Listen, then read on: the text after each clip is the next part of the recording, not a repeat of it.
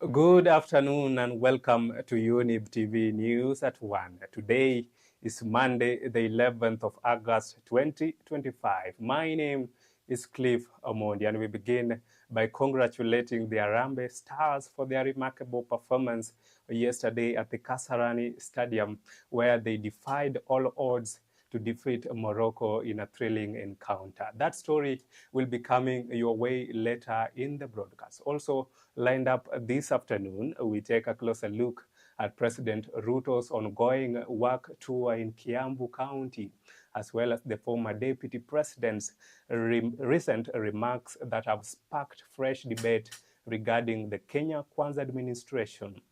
All that and more is coming up shortly, but first, here are our top stories.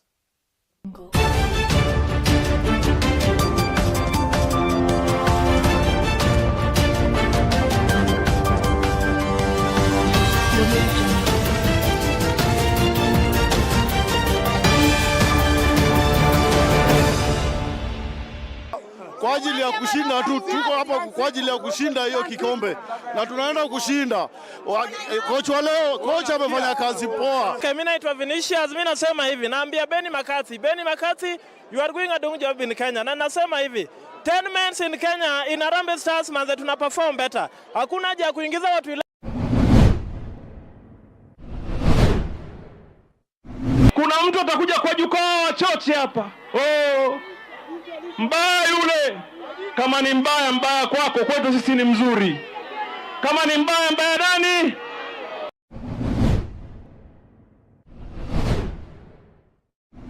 Tishe na mambo ya one term. Wasitutishe na blackmail ya one term. Sisi ni watu tuko na akili bwana. Watuambie sera yao. Watuambie mpango yao. Na kama hawana mpango, watafute nchi na wananchi wa kwenda kuwadanganya.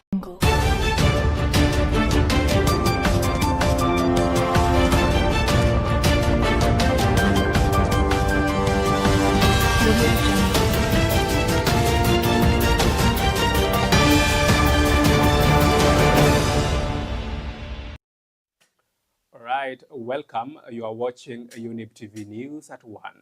Now, President William Ruto has slammed opposition leaders, warning them against threatening him with a one-term presidency slogan. Attending a Sunday service in Limuru constituency in Kiambu County, President Ruto, who later toured a government housing project in the area, said he has a good development plan for Kenyans. The county governor, Kimani Wamatangi, who was with Ruto in the church service, also urged locals to put politics aside for now and join President Ruto in making progress. Nia yangu ni kujenga hii taifa letu la Kenya vile mulinipatia nafasi.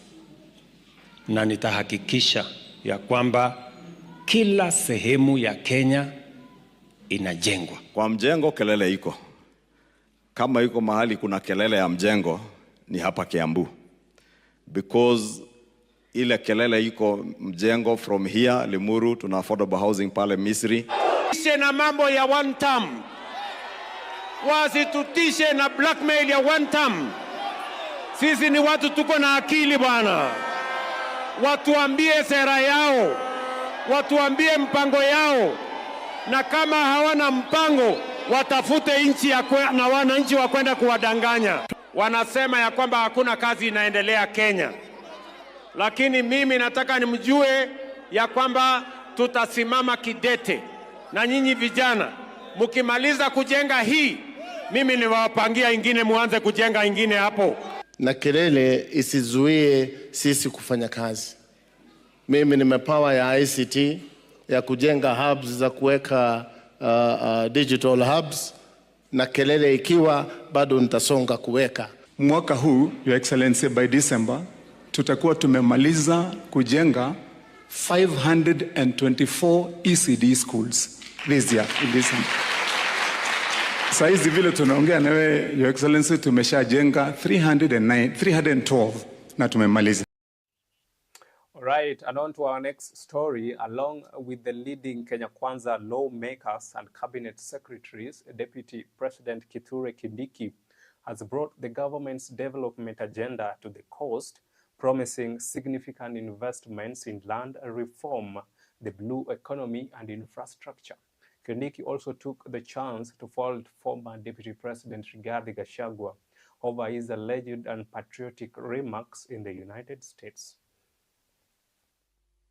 Hii Mombasa katika Kenya nzima yenye kuleta na tija ya kifedha katika Kenya, sisi tuko nambari 2 baada ya Nairobi. Lakini wakati wana Mombasa wanataka kuhesabiwa, tunaitwa magaidi, tunaita watu ambao kwamba si wa Kenya.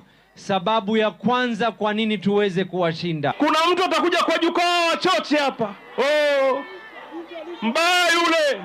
Kama ni mbaya kwako, kwetu sisi ni mzuri. Kama ni mbaya nani? Kwetu sisi ni nini? Sasa leo tumwambie yeye ile kiburi amezidi naye, mtamuonesha, mtadili naye kama Wakenya Waislamu. Nyinyi sio Al-Shabaab, nyinyi ni Wakenya Waislamu. Ni sawa si sawa? Na mambo ya vetting ya ID ilitolewa, na hiyo haimaanishi ati watu waanze kuongea kule wakiita watu wale wengine ati hao ni terrorists, ni majangili. That is not acceptable. Let us do decent. All right, and still on politics, DCP party leader Rigathi Gachagua has dismissed claims by Deputy President Kithure Kindiki and Interior Cabinet Secretary Kipchumba Murkomen that he should file a report with the intelligence agency over his recent remarks on terrorism. Speaking during his visit to the United States, Gachagua said he was ready to provide the U.S. with the relevant information regarding his allegations of President William Ruto's collaboration with the South Sudanese rebel group RSF. However, he has maintained that he will not file a report with the Kenyan police. Every day they discuss me in parliament for 2 hours and say they arrest me. I just move on. I am not a leader who buys fear. When my day to go to Kenya is due, I'll announce the date, yes, the hour, and the flight number. Thank you very much. So that whoever is interested in arresting me can go ahead and do it. And let me tell you, I was arrested many times before the new administration. I've seen that fellow called Soprano issuing a lot of threats every day. Oh, mimi ni fire, mimi ni norma. Oh, don't push me around. I want to tell Soprano to take time to read Wallace Feinka. In one of his greatest works, he says, a tiger does not proclaim its tiger shoot. It bounces. So, if you are what you say you are, act. Don't keep on threatening. I'm not the one who have launched investigations against William Ruto. It's the American Senate. Those issues were raised by the Americans, not myself. So I have nothing useful I can tell him. But if the Americans want me to assist in the investigations, I would, because that's where the investigation is. It is not related whatsoever, because I am not privy even of the story that you're saying. But my visit to Mandera yesterday and Wajir is just to access the security situations and to give our officers the support that they need. Now, away from politics, the death toll from road accidents has reached 60 after 10 more people died in Makueni, Nakuru, and Tana River counties. One of the tragedies was witnessed after a family attending a dowry ceremony was involved in an accident on the Kitui-Kibwezi Road. The trend of accident has been witnessed last week, where in one incident, 26 members of a village in Nyakach were killed in a grisly road accident along the Kisumu-Kakamega Road. Niliachana na wao muda wa saa 1 usiku, wao wakarudi kwao nyumbani Kinyambo. Katika hiyo accident tukampoteza sister-in-law Jacqueline na msichana wake anaitwa Queen, na the mother-in-law na mmoja wa relative wao. My sister is just like a mother to me. Nimesomea mthali nikiwa hapo St. Angelas. Nikifanya kazi saa hii mimi nakuwa na makueni nafanya wote Masend. Tukiwa na yeye hapo, unajua kwa nuko tulikuwa tunampangia harusi yake kurenew the wedding on Saturday 16th. Tulikuwa hata na groups za WhatsApp, sasa zilikuwa converted, sasa imekuwa sent off. Tulikuwa hata kumepima nguo ya kwenda harusi hiyo Saturday, hata gari tulikuwa tumelipia ya kwenda. Sasa itakuwa sasa ni mazishi. All right, you are now going for a short break right at Younib TV News at 1. Please don't go far because we still have a lot lined up for you.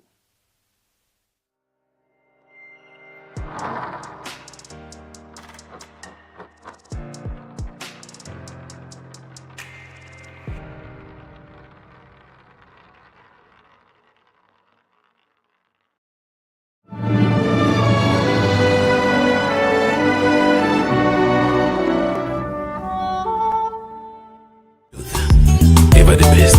Hallelujah.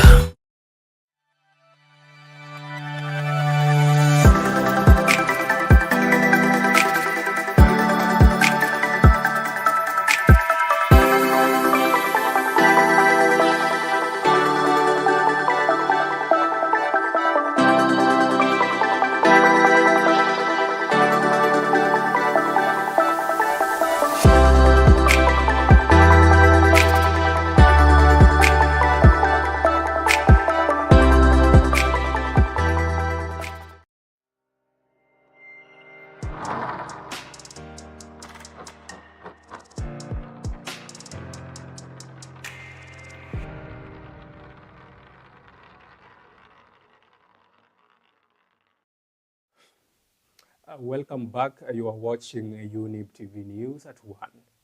John Mbadi, the Cabinet Secretary for the National Treasury, has defended the government's intention to compensate protest casualties and their families, calling the action fair, appropriate, and in the best interest of the Kenyan people.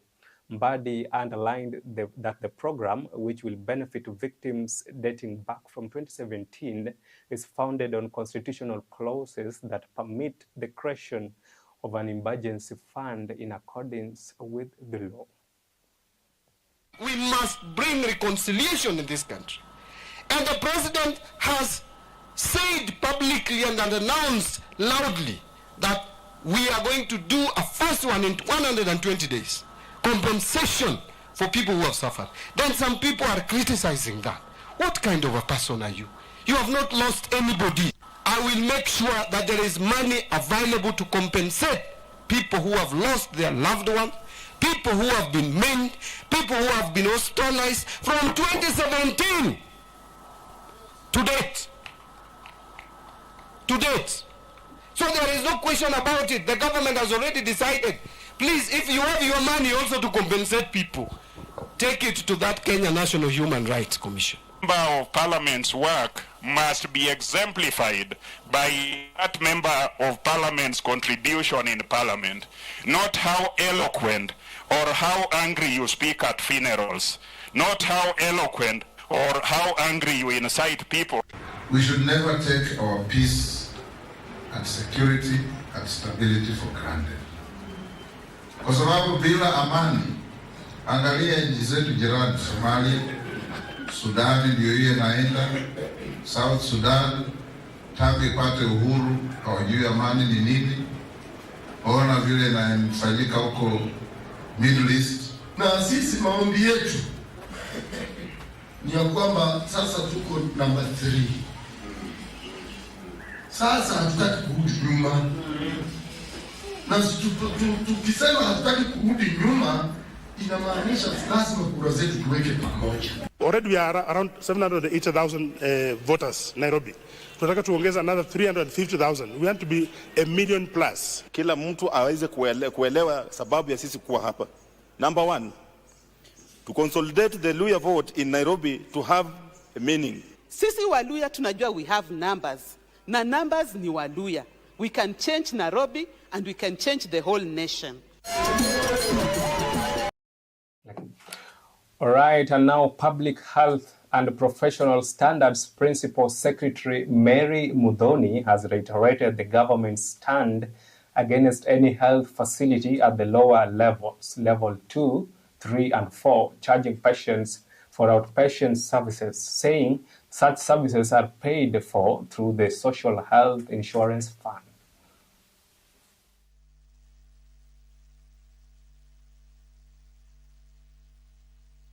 As the law states that level 2, level 3, and level 4 outpatients must not charge. And that is the law. It is not a matter of guesswork. That is what the law states. So anybody going to our facilities, and that is what never used to be there in NHIF, anybody going to facilities should only have registered, and especially for outpatient. And if you're referred to another facility, then you're required to pay for SHA. For referral system, or if you're admitted. People suffering out of drugs and substance use. Remember, these are products that are very detrimental to our health. We have seen many people get cancer of the throat out of the novel products and out of cigarette smoking or nicotine, use of nicotine especially. So we want a reduction in the same. All right, now on to sports news. Despite playing a full half with the 10 men, Kenya defeated two-time winners Morocco 1-0 to maintain their undefeated record at the CAF African Nations Championships CHAN 2024. Ryan Ogam's goal in the 42nd minute proved to be game-winning goal as Benny McCarthy's team overcame the odds and beat Morocco's undefeated CHAN record to take early control of Group A. Kenya already has 7 points from 3 games and is within striking distance of a historic quarter-final berth on their tournament debut after defeating DR Congo 1-0 and drawing with Angola. Proud of the players. They left everything out on the field, not just for themselves, but for this fans in the stadium. That was incredible. And I don't think if we didn't have the performance from the fans the way they did, we would have survived. Not with 11 players, not with 10 players. So this victory we owe them to the fans. So I'm just beyond grateful, you know, that you have a team that leaves everything out on the field. No one thought about that they were tired and they couldn't, you know, they just pushed and whatever they had left within them. And they showed the Kenyan athletic spirit today on the football field. And yeah, I think we deserved the win. As much as they had 90% of the ball. Kwa ajili ya kushinda tu, tuko hapa kwa ajili ya kushinda hiyo kikombe na tunaenda kushinda. Kocha leo, kocha amefanya kazi poa. Okay, mimi naitwa Vinicius, mimi nasema hivi, naambia Benny McCarthy, you are doing a good job in Kenya. Na nasema hivi, 10 men in Kenya in Harambee Stars manze tuna perform better. Hakuna haja ya kuingiza watu 11, tuanze tuna watu 10. Juu tunaona with 10 tuna perform vizuri, watu 10, hatujui result ya watu 10 at the end of the 90 minutes. So tumeperform 2 games, 10 matches. Tunasema manze sisi tunaomba Benny McCarthy, what you are doing to Harambee Stars is good. Thank you. Tunaweza niita Franti kama kochare. Mimi yangu tu ni moja. Hii ni All right, that also brings us to the end of this live broadcast right here on Younib TV. Thank you for tuning in and for choosing to stay informed with us. As always, we remain committed to bringing you accurate, timely, and comprehensive news coverage. Our team is actively following up on developing stories and will continue to keep you updated as more details emerge. On behalf of the entire news team here at Younib TV, my name is Cliffe Omondi. Enjoy the rest of your afternoon and we'll see you again in our next bulletin.